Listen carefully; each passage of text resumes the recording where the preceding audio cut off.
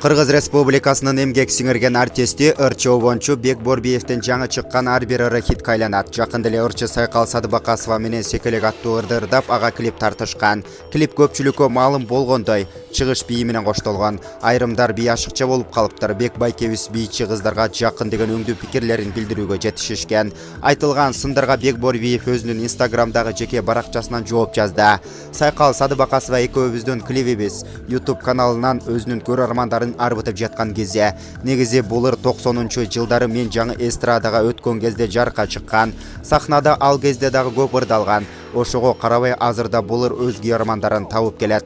Клиптеги чыгыш бийине көп сын айткандар бар экен. Биринчиден, бул ырдын керек болсо аранжировкасы дагы чыгыш стилинде жасалган.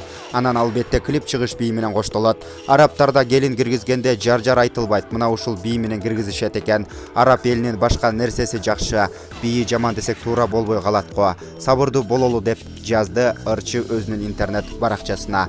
Булак барометр чекит кейже. Биздин каналда акыркы маалыматтар.